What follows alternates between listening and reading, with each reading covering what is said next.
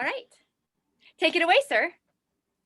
Okay. Hi, my name is Jim Christian, and I'm a little boy from Murray, Utah, who went to the University of Utah, found out that he loved musical theater, and my trajectory just took off from there. And now I'm retired from Weber State University after 38 years of university teaching, and I direct and choreograph around the country, and I'm excited to be here.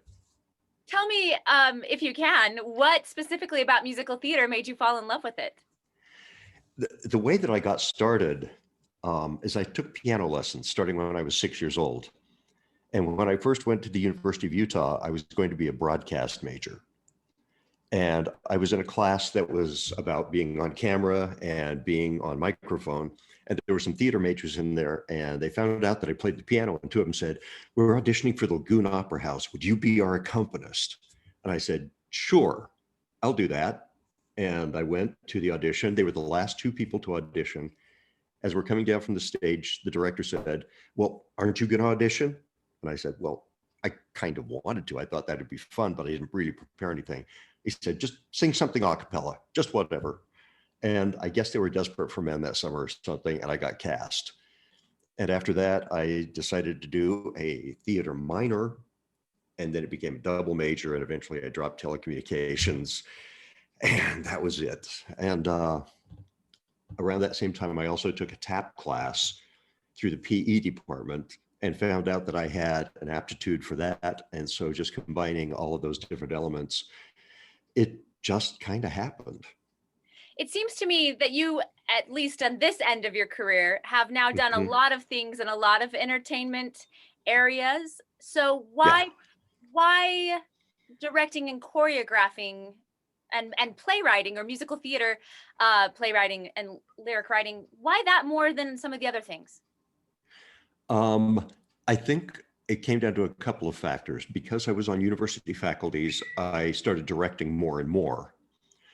And so that kind of just started to happen naturally. And even when I was in undergraduate school, a friend of mine had written a children's musical that was being produced by the department. And he said, "I need a musical director and a choreographer. Do you want to do it?" And so from the minute that I said yes, I was a musical director and a choreographer.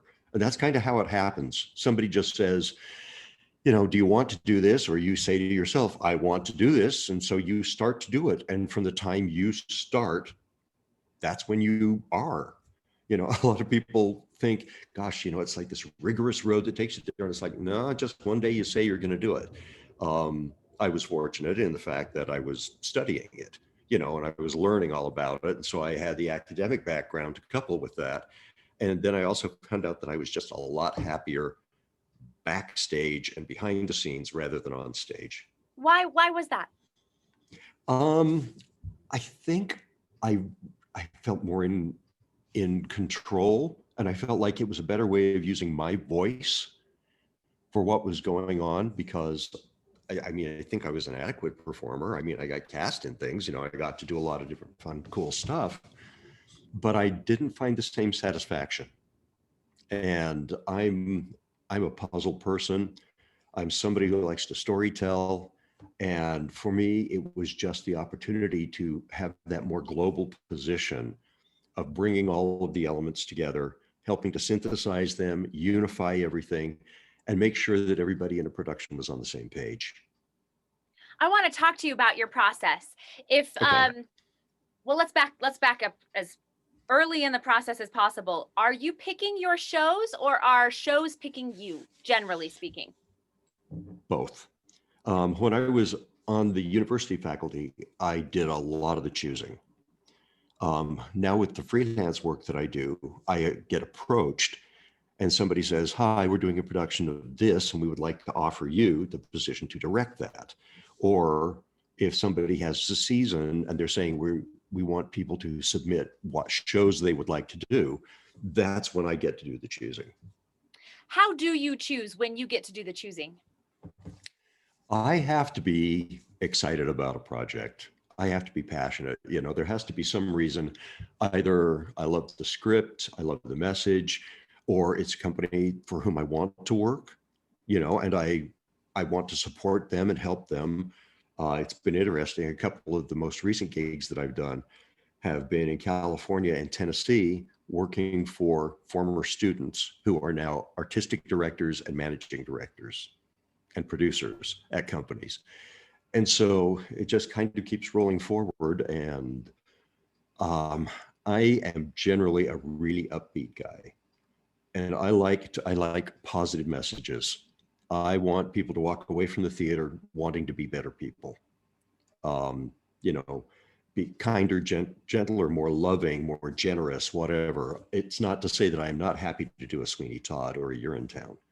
I love those shows that also have, the different kinds of layerings and social messages and things like that. But the dark side of life, no, we all spend enough time in that we don't need to wallow in it.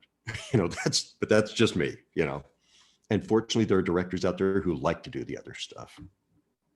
Are you getting opportunities to encounter material that you don't already know anymore? Or is that really rare for you to not already have notions or experience on a show?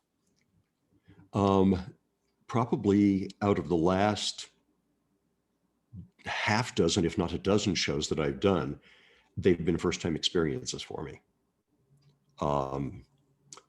Holiday Inn was brand new for me.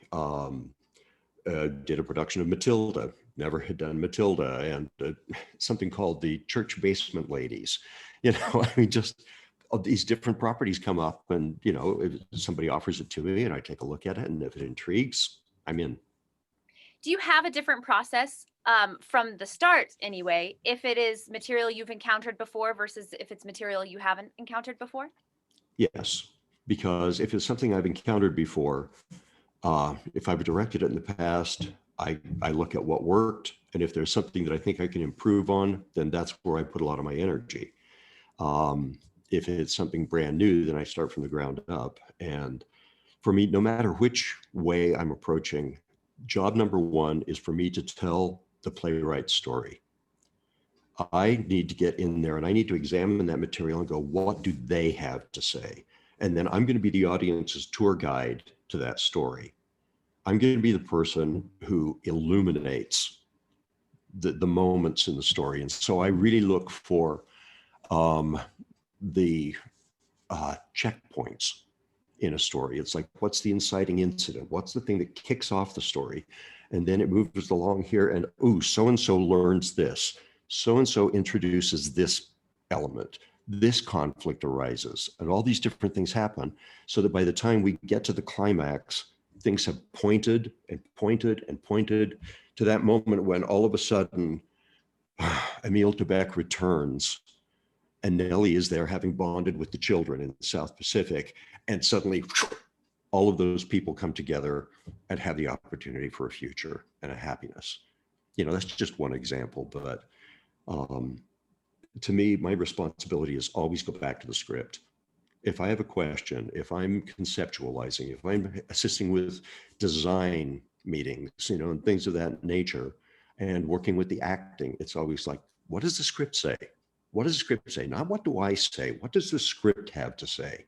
Because if we look at that, then what I have to say should only enhance that and never come into conflict with it. Because if that's the case, I'm directing the wrong play, and I need to go find the play that says what I'm trying to say there.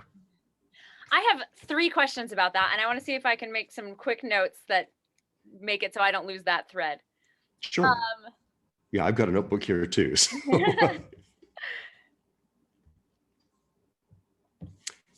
Okay, so would you say that by and large, when you are trying to figure out what the playwright is saying, that you're operating from kind of like a literary Aristotelian plot structure kind of analysis, like English class? To a degree, absolutely. Because certainly I've had dramatic theory and all of those different things where you look at, excuse me, those classic elements, the things that absolutely, are Aristotelian or classic dramatic things. At the same time, it just also go by instinct. It's like what speaks to me. What jumps off the page that I go, oh, okay, that's something that I want to make sure gets enhanced properly as a part of it. So nitty gritty, are you like pulling out highlighters? Do you tabulate stuff? Do you make spreadsheets? Like, what is that on an external manifestation? It depends on the piece. I kind of go with the flow. I mean, sometimes it's never fly by the seat of your pants. I mean, I always try to go in as prepared as possible with things, but I will read stuff, and there are times when I'll mark up a script. I'll make notations, but I tend to do that a lot more in the score than in the script, because to me, as I read a script, I just start seeing it. It just starts playing out in my head. And when it comes to blocking, I have a little set of just different figures. And what I do is, I mean, they're Disney figures just because Of course. I ended up collecting them, and I have Disney all over the place. But so what I do is I go through and I go, okay, so this character, in my mind, she's the Queen of Hearts. And there's Jafar, and there's Alice, and there's Peter Pan and Tinkerbell. And so my mind immediately associates these qualities to the characters. And then what I do is I get a ground plan that's fairly scale, and I just have it in front of me. And this is something I learned to do a couple of years ago, is I will plot out a scene and take a picture of it. And I make the next moves, picture of that, next moves, picture of that, so that when I'm in a blocking rehearsal, I've got my phone with me, and I just swipe and swipe and swipe from picture to picture and picture, because to me, that's so much more efficient. And that has become my method of how I do blocking, rather than going through the script and going X cross down left and blah, blah, blah, blah, blah, and diagramming all of those football plays. And now I just use that structure is my method. So my phone is loaded up with, if I wanted to go back and go, oh, okay, I'm going to be doing this show again. Oh, look, there's all my pictures, It's a different kind of archive. I want to follow the blocking thread for a second before I go back to those other things. Do you sit down at the top of rehearsal and say, here are the checkpoints, here are the beats, now let's put it on its feet? Are you beating it out as they go? How does that work? Typically for me, I'm a very fast blocker, because what I like to do is give the actors a structure in which to explore, rather than to say, okay, read to the script and go where you feel like you're supposed to go. Because if I've done my homework, I should know that. I should have figured a lot of that out. And then if the actors are finding things along the way, then I'm flexible. It's like, oh yeah, that's a good choice. That's a better choice. Let's go with that. I had one director that I worked with that I absolutely loved, who said in the first rehearsal one time, sat us down and said, right now, I know more about all of your characters than any of you do. And I know more about this play. On opening night, those roles should reverse. You should know them better than I know them, and you should know the play better than I know the play. And I've always loved that. And I find that actors tend, at least from my perspective, actors tend to be more creative given structure. They have a framework, so they're not second guessing. And there's a very simple principle of blocking that I go with, and that is there are only two reasons in life why we move. We either move towards something or we move away from it. There's either something that attracts us that we have to walk across and pick up the teacup, or somebody says something and it's like, I'm out the door, goodbye, I'm going away from you. And if somebody in their blocking isn't moving towards something or away from something, then they're just wandering. They're just moving. And so finding that purposeful blocking for every character, for every moment, is part of my job.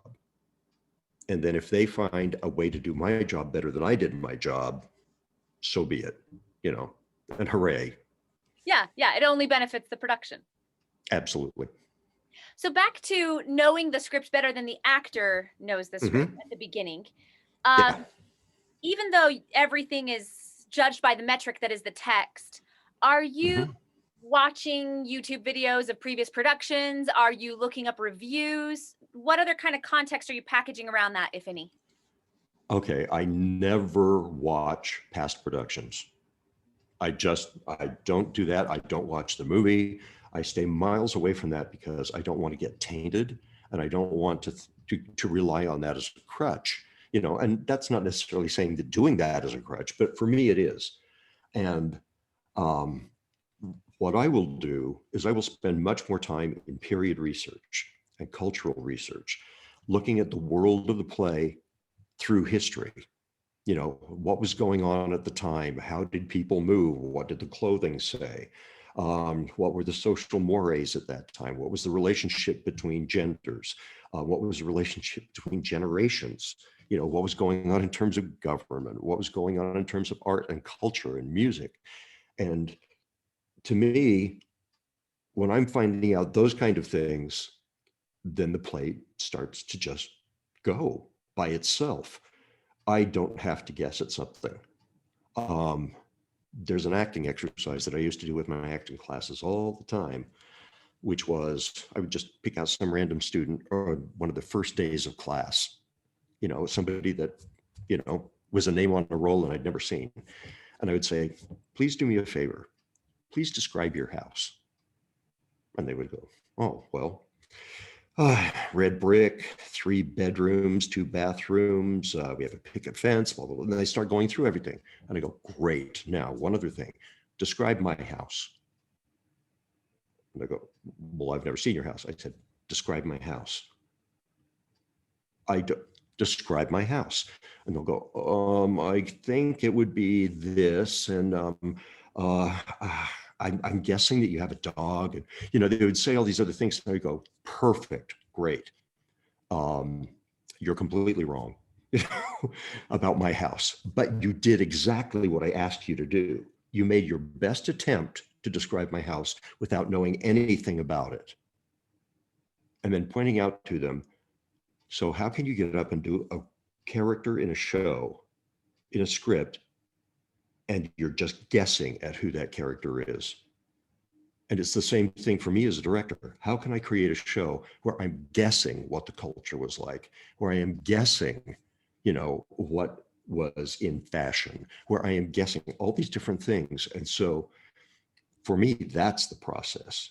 It's research, and it's digging into all of the givens that are in a play, then also reading the script to find out what those cues are.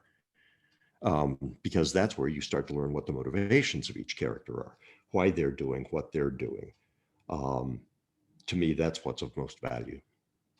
When you decide what the story is about, Mhm. how do you package that conceptually as an articulated statement for your designers and for your Mhm. cast in case those are separate packages? If they're not separate packages, just Um, lay it on me. right. Usually I will start off the process first in production meetings with the production team, and then with the cast when we have our first cast meeting. And I just take some time to give some general statements about what's going on and how we're going to approach this particular piece. An example of this, not long ago doing Holiday Inn, well, most of the characters in that show are chorus people from Broadway. And then there are also people who are um, just wrapped up in that period, not necessarily in show business, but in that period. And so what I did is I told each cast member, I want you to pick an icon from a Hollywood film in that era. And I want you to study them and use them for inspiration so that you are learning what mannerisms were like, speech patterns, how they used comedy, um, just dance styles, clothing styles, hairstyles, all of that different stuff. And so every person in that cast picked a different, Hollywood icon, whether it was everybody from Danny Kaye and Van Johnson, Gene Kelly, Ginger Rogers, Rita Hayworth, Lucille Ball. I mean, it was all over the place. And it was just such a rich experience watching them capture the flavors of those characters one at a time. You know, you could see those moments when it's like, oh my gosh, you just Lucille Ball right there. You know, you just did that. And it gave them an ownership of what they were doing. And that's the real process. Everybody involved has to be aimed toward that same goal and have ownership in it. They need to know how they fit in what's going on, so that at any point in any production, you can look anywhere on that stage and go, oh, the play is going on right there. That vendor in the town of Brigadoon is really hawking their wares, and that person is really buying them, not going, look, I'm buying, you know, not going, oh, watch me sell. You know, no, it's like, what are you doing? Not what are you saying, what are you doing? And going back to action. Actions speak louder than words. And even though the words of the playwright are there to capture that action and illuminate that action, it's really a matter of doing, not saying. What are you doing? So how is that working for you on a production team, and where the doing is only they're not the where the rubber meets the road for the audience in the doing? It's a matter of creating the playing field. You have to put them into the right arena for those things to happen. And so sometimes that's going to mean a very conceptual, you know, and beyond reality kind of scenic design, where you have to have a lot of flexible locations, you know, and so really you're dealing with mostly like platforms and scaffolding and things of that nature. And then you either bring in individual pieces to say we're in a different place now, or it might be the kind of a show where you just say it, you know, and the audience gets to go along on that imaginary journey. And really, which play you're doing should define that. Pippin, for example, I mean, we're not going to be going to realistic setting after realistic setting, because it's, you know, it's a fable, you know, and it's in its own way almost a fairy tale, so that you're jumping around, as opposed to doing something like Blight Spirit, where every object in there has to be in the world of that family. You know, it's that natural place, and helping the team all understand that. You know, what we're doing here is something where it's very, very, very creative, in terms of the way that it's playful. Doing a production of The Robber Bridegroom, which is, you know, very much, you know, American folktale, and they go into the woods.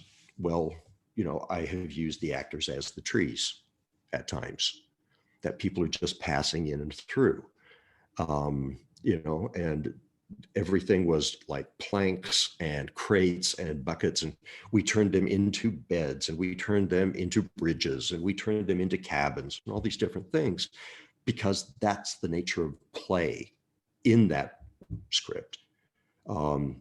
Instead of going, hi, we're going to put up the fourth wall and we're just going to spy into this world.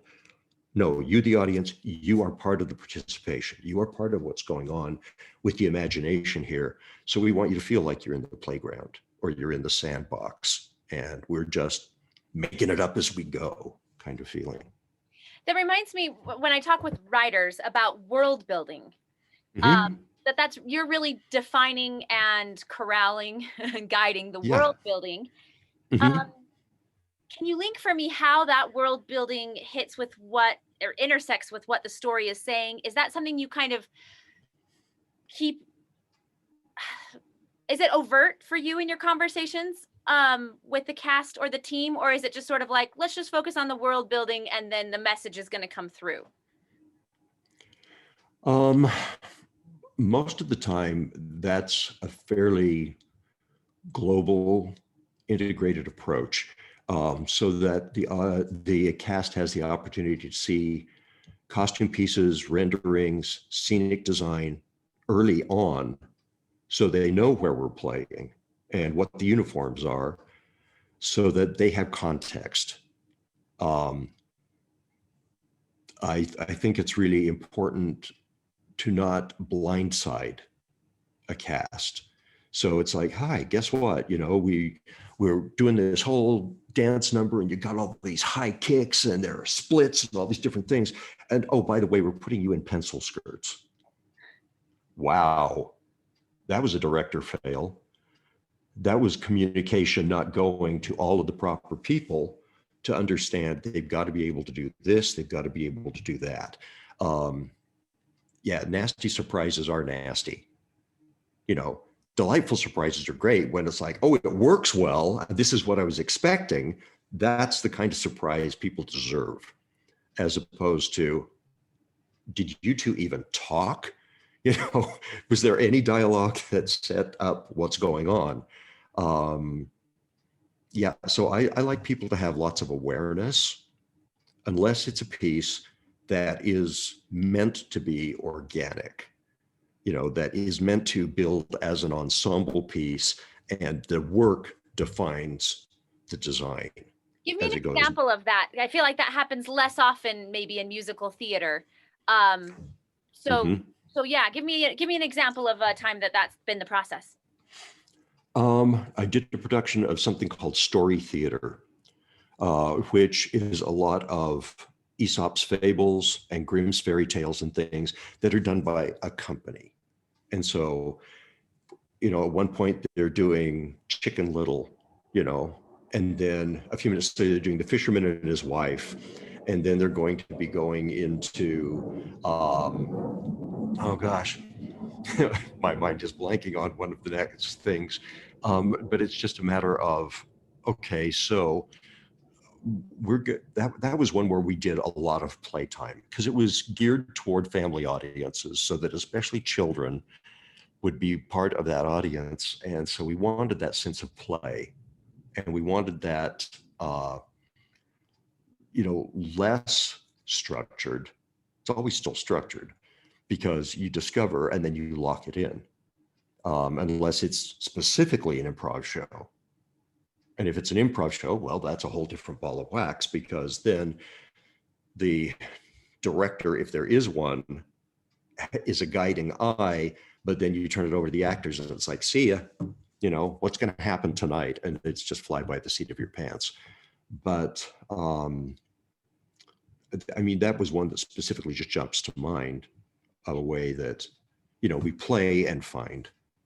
So we've talked a lot about like the creative part of the process. What logistical or organization or communication must-haves do you know, put into the process so that you're not blindsiding the cast, or you are not failing to communicate to the audience and you're as a tour guide, this is what the Mhm. story is. Okay. Um, Having been trained in all disciplines, and being, you know, actor, singer, dancer, as well as taking design classes and all that other stuff, I work as hard as possible, you know, like if I'm working with a choreographer, you know, saying they have to be able to sing this here. Don't give them something that is so aerobic that they're going to be out of breath, because they're not supposed to sound out of breath. Maybe they're doing a number like side by side by side in Company, where they actually have panting built into the vocal score. You know, what would we do without you? You know, it's right there. It's like, great. So they are doing a marathon in that number. And all of these New York socialites are winded, and it's meant to be that. Other times, we don't want to know that. One of this is one of my personal pet peeves, is seeing, you know, a big dance number, and at the end of it you see the actors strike their frontal pose and go you know, and they're just showing how hard they worked. It's like, I don't want to see that. I don't want to see your hard work. I want to see that you are a pro. I want to see that you did it and you killed it, and now you look like you didn't even break a sweat, so that as an audience member I go, how did you do that? I want to be amazed. I want to be impressed, as opposed to like, yeah, well, you should have done a little more treadmill work there, you know, in order to be able to do that. So it goes along with like working with a choreographer, or like saying to a musical director, it has to go at this tempo because this is this style of dance. And if it's slower, it doesn't work physically. The physics are wrong. The ballistics are wrong. You know, you are asking them to suspend in midair into something when it's like, no, it should be going like this. You know, there is such a thing as a samba, a march, a gallop, a waltz, all of these different tempi that are meant to be something. And that goes all the way back to, what is the piece saying? Go back to the script, go back to the score. What is it dictating to us? Not how are we tweaking it in such a way that we are actually undermining the purpose. Those three threads that I picked up from earlier, I want to hit the last one real quick. Have you worked with a script where you're like, there is a fundamental problem or a hole or something that does not make sense, and what's your workaround for that? Oh, there's a script that will go unnamed that I despise, that I directed one time, that it was actually part of a package deal because it was something that I was really excited about directing. And the producer of this company said, I've got a deal for you. How would you like to direct the Utah premiere of this show? And I was like, I would love to do that. That would be really great. I'm excited. They said, great. So if you will also direct this for our company, you can do that. Direct this first, then that. And I was like, oh, devil, you evil, evil person. Jump through. I know. And, you know, and they were a friend of mine, and I was like, okay, I'll bite the bullet. But it was a script that I think is horrendously flawed. And I just think it's painful, but it's a very popular script. So I'm not going to mention it. Anything out specifically, what type of hole or problem were you dealing with? Okay. It was like too many cooks. They were trying to do too many things in this story. They were trying to bring in too many different elements. And the problem is that they weren't doing justice to most of them. It was something that was quite a collage of different elements. And so it was one of those on a things. script level, right? So like lyricist, composer, playwright, you know, it's baked in. Yeah. And it was something that just not a fan. And a lot of people are a fan of this particular thing. And so what I did is I just massaged it like crazy. And it's like, okay, folks, we're going to breeze through this part. You know, we're going to make this is going to be transitional. This is going to be transitional so that we can get to this meat over here. And excuse me, we're going to get more meat over here and more meat over here. And, you know, the production worked, you know, the audience had a fine time, and it was on my broken back. You know, this is kind of how I felt about it. And, you know, there have been times, you know, when I've been given a new script, and as I'm in the midst of it going, yeah, okay, this will be a one and done. You know, I'll do this. I will never seek out this script again. Whereas there are others that it's like any day of the week, dial me up. I am there. I will happily do this production until the day I die, just because I love them.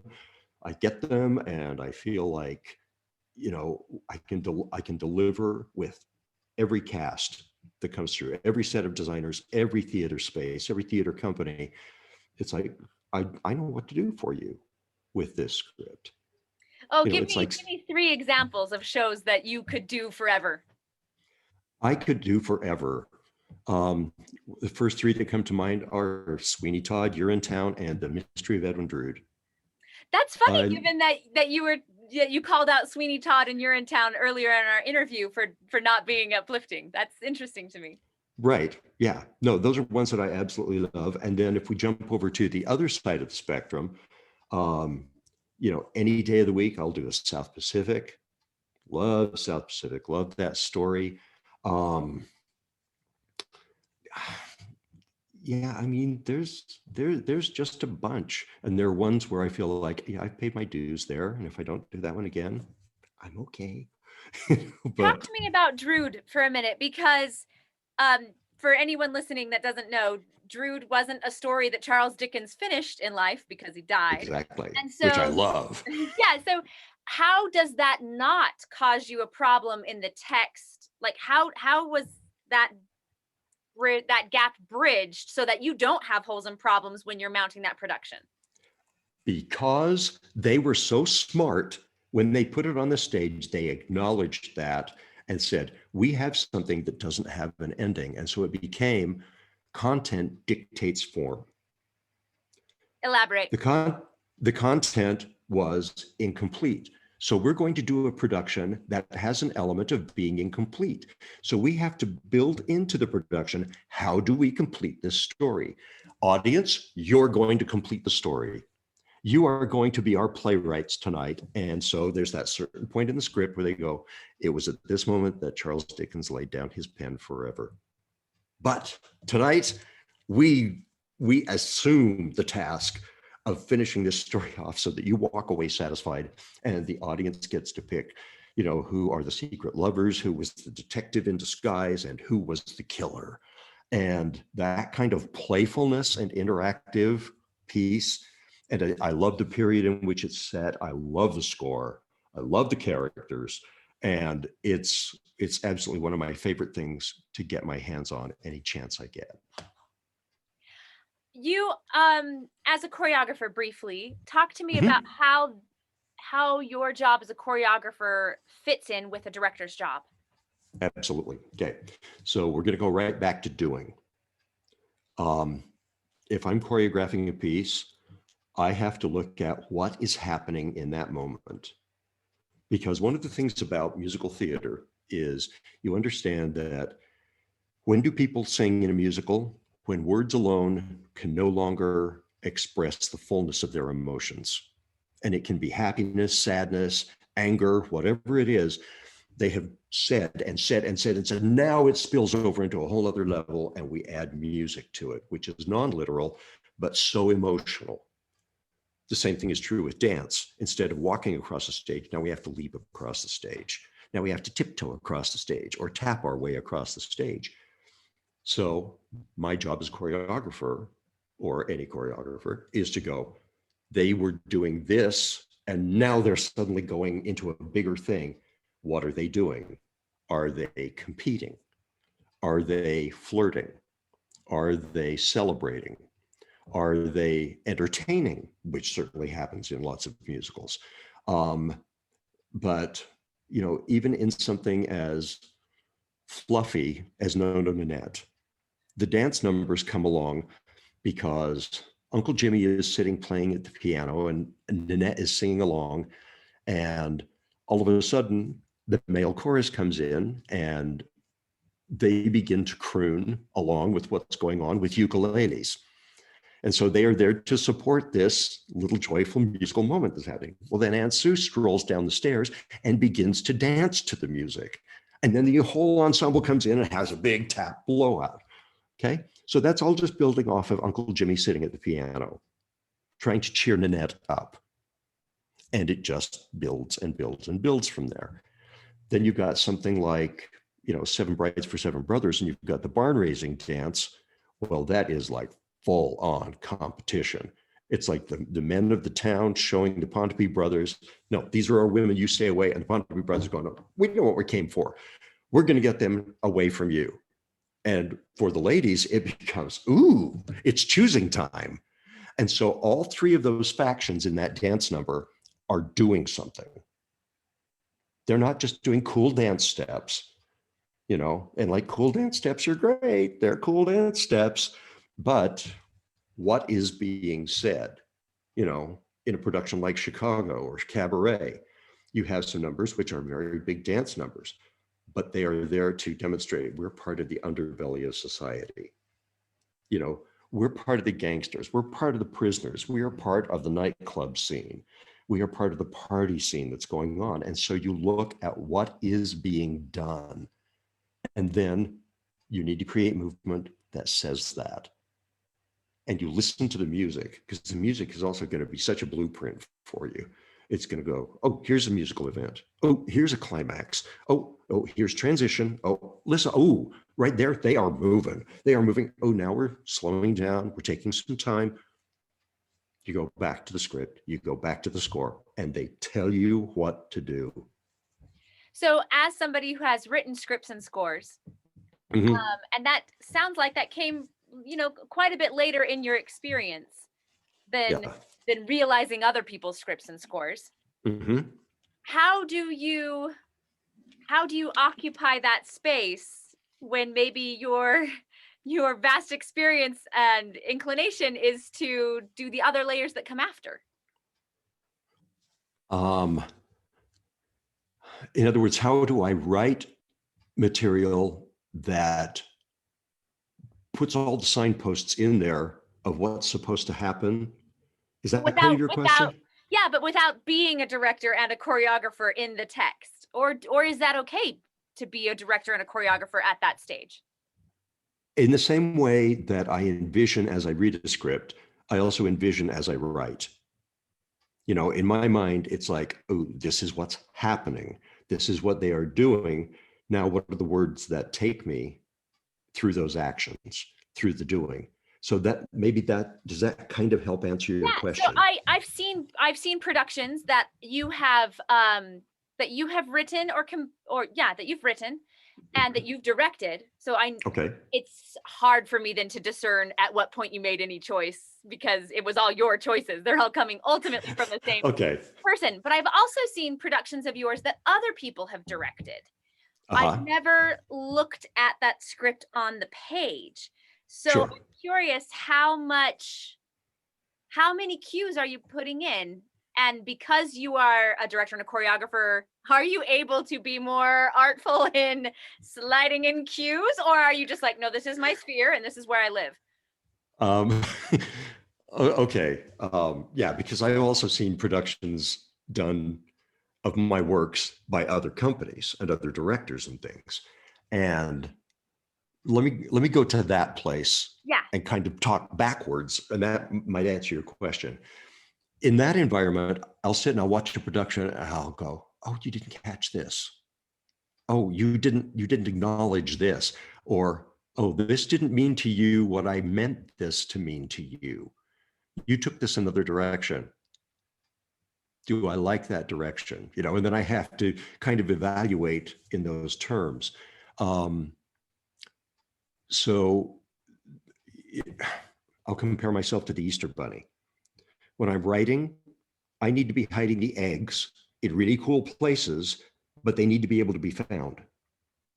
If I'm hiding Easter eggs so deep that you don't find them until next fall and they're all rotted and everything, oops, bad on me. Um, but certainly if I'm directing my own works, it's like, wow, there's shorthand. It's the easiest thing in the world to go, oh, now this is what was intended. And then the task becomes selecting the cast that's really going to merge with that and tell that story best. And then as I go from different cast to different cast with the same production, I have to go, okay, now this time Daniel is going to be more this way. Constance is going to be more this way. And does that still fit within the paradigms that I've created? Absolutely. Absolutely. So now we're going to wear the show a little differently. Is that just as easy for you to find the different shades when you've been the writer as it is for you when you've not been the writer? I think so. Excuse me, because um, it's one of the reasons why plays get done over and over by different companies, because we like to see what happens with a fresh take. How does it go this way? We like the story. Now let's go see how much we like this version of the story.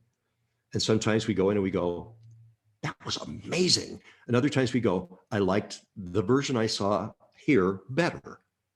Cool. Art is subjective. And that's one of the really great things about art. You know what you want to put up on the stage. You put it up on the stage and then you sit back and go, I hope you enjoy it. And if you do, awesome. And if you don't, you didn't. Given that you are very much a Disney guy, and we Yeah. walked right up to the idea of fresh takes on same stories, I want to Yes. end with asking you favorite live action Disney remake. Easy peasy. I can do this so fast. Are you talking about live action film or live action Oh, Broadway? can we do that as two separate answers if they are two separate answers? Because I feel like that might deserve two separate answers. Absolutely. Um, Favorite stage adaptation, Lion King, hands down, because they told the same basic story, but they put it through a filter of culture. And Julie Taymor was an absolute genius in terms of putting us into the middle of a fanciful theatrical world in which we could tell the story of the Lion King with cultural enhancement and not feeling like anything was forced on the story. It's one of the only stage adaptations of Disney that I really care for. The other one is Beauty and the Beast. I like Beauty and the Beast because that one stayed as true to the film as they could, but added some additional music that had been cut and other things, and still felt like the essence was there. Essence for me is a big word, because if the essence of something is maintained, then you got what you came for. Um, you know, you go to that word and you think in terms of perfumes. You know, we're going. This particular perfume is going to have essence of roses. Well, what's essence of roses? It's that smell that you go, that's rose. I know rose. I know exactly what rose smells like. Or I smell gardenia, or I smell cinnamon. I smell, you know, sage. I smell these different things. And it's like, that is the essence of that smell. You have to go, what is the essence of that story? What is the essence of that script? And if I'm not delivering that, it's not going to smell like a rose when it should smell like a rose. So on a Um, cinematic level, which Disney live action got the essence right? Yeah, which one got the essence right? There are a lot of them I have actually avoided because Really? I saw the trailers and I went, not so much, not so much for me on those. Um, Probably the two of which I have been most fond thus far. Um, there were a lot of elements of Aladdin that I enjoyed. There were a lot of elements of that worked for me. There were some that didn't, but I feel like they got a lot of that one right. Um, and Cinderella. Cinderella was really good because they they kept a really great essence to that one. And then also recently Mulan, um, because with Mulan, you know, they took the, you know, so many of the elements out, a lot of the music and things, but just the story of adventure and that heroic woman and family and, you know, sacrifice, just all those things. It was like, okay, you're giving me so many good things with this one. Others, not so much sometimes. Jim, thank you so much for chatting with me today. I really enjoyed our interview. Oh, you're welcome. I appreciate the opportunity. It's been fun.